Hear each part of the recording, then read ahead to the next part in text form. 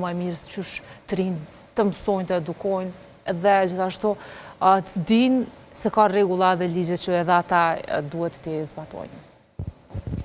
Shpresojmë Gonxha me të vërtetë. Mirë, nuk po i ndajemi fatkeqësisht lajmeve të dhunshme dhe besoj që kjo duhet të jetë madje edhe shumë shqetësuese. Do flasim për një rrahje tjetër që ka ndodhur dje në mes të ditës në Prizren, madje në një ndër pikat më të frekuentuara atje, tek Shatërvani, dhe epilogu i kësaj ngjarje është 2 të lënduar, njëri nga ta i arrestuar. Detajet i kemi nga kolegu jon që lajmërohet nga Prizreni, Nuhi Saliu. Mirëmëngjes, Nuhi.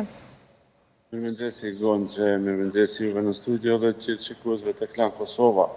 Po një përleshje mes disa personave ka ndodhur në sheshin Shatërvan duke përfunduar me arrestimin e një të dyshuarit, tek i cili policia ka gjetur edhe një armë zjarri. Fjala bëhet për një 20 vjeçar me inicialet AS, ndërsa në këtë rast si të dyshuar janë edhe HM 22 vjeçar dhe EB 28 vjeçar.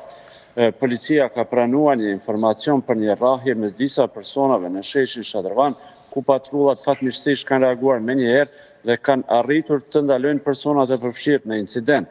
Gjatë kontrollit trupor ndaj të dyshuarit kryesor, zyrtarët policor kanë gjetur dhe sekuestruar një pistolet të llojit Zoraki 917T, një karikator dhe 5 fishek të kalibrit të pa identifikuar.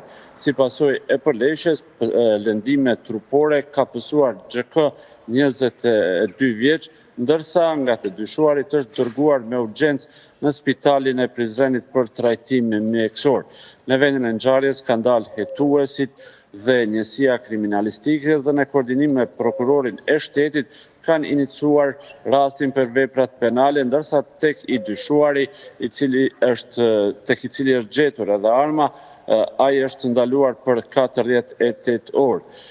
Ndërsa hetimet për zbardhjen e plotë të rastit do të vazhdojnë nga organet ligjzbatuese dhe ky nuk është rasti i parë ku përleshje masive dhe përleshje mes personave të ndryshëm që ndodhin në qendër të qytetit në sheshin Shatërvan, ku në të kaluarën mos harrojmë kemi pasur edhe viktima si pasojë e përdorimit të armëve të zjarrit, por edhe përdorimit të armëve të ftohta.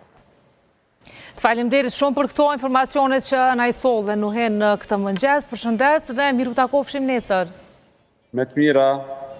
Me të mira dhe për ty, ndërkaq ne vazhdojmë rrjedhën e programit të mëngjesit, duke e liruar në po të njëjtën kohë edhe Tringën, sepse vetëm pas pak do të kujdeset që të sjell lajme të tjera më të reja nga vendi, e ne vazhdojmë flasim për rritjen e temperaturave dhe rrezikun nga zjarret që po